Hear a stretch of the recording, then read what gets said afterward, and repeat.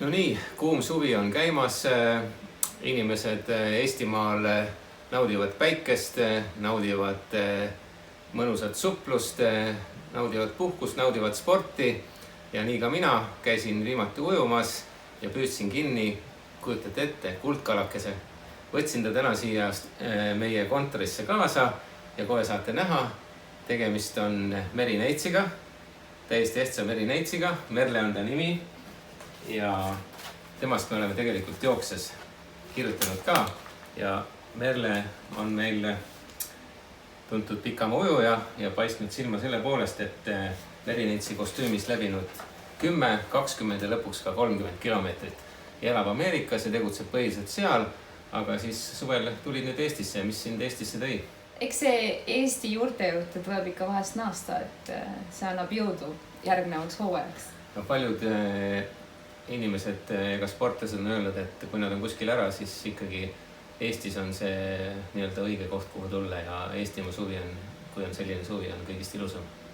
See on tõsi ja Eesti toit on üks maailma parimaid, nii et tasub Eesti toitu süüa ja selle üle uhke olla.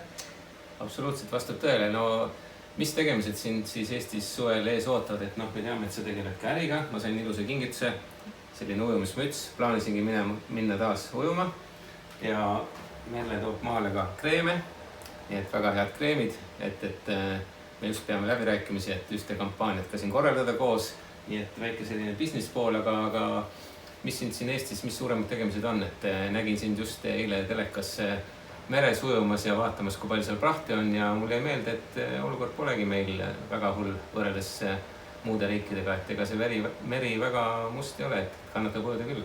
Kannatab ujuda ja eks Tallinn tahab meiga saada Euroopa rohepealinnaks, et mul on väike projekt sellega seoses ja eks siin on tegemist küll ja küll, sellepärast et Eestis isegi kui sa lähed metsa, et mis võimalused sul on Eestis metsas, kas joosta, trenni teha, värsket õhku hingata, paremaid ärimõtteid mõelda, et ma arvan, et seda kõike tuleb nüüd viia maailmale ja tutvustada maailma ja mul on sellega seoses väga palju asju ja mul just käisid filmivõtted Guinness World Record brändiga ja ka saime natuke Tallinnat filmida.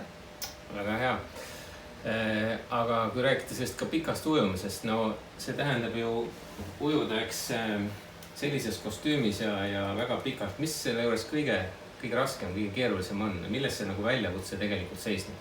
Ja Guinessi rekordil ma ujusin monolestaga, et selle monolestaga nagu kõige raskem ujumine ongi see, et sa ei tohi käsi kasutada, sest minu missioon ja sõnum on ju see, et inimesed loomad jäävad plastikusse kinni ja nemad ei saa ju käsi kasutada.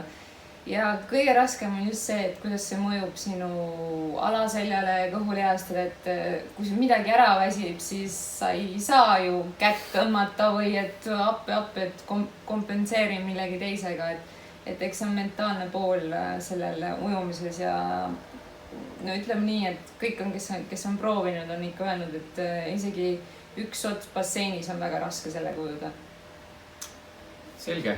Ühesõnaga oli tore Merlet näha ja kindlasti me kohtume veel, et ilus suvi on siin ees, et sa oled mõnda aega veel Eestis ja näeme ja kindlasti teeme aegades jooksja ka veel koostööd ja loomulikult, kui püüda kuldkala kinni, siis saab talle esitada ka 3 soovi, mida ma siis plaanin teha, aga selleks hetkeks me paneme kaamera kinni ja me saame rahulikult Merlega neid asju edasi arutada. Uute kohtumisteni.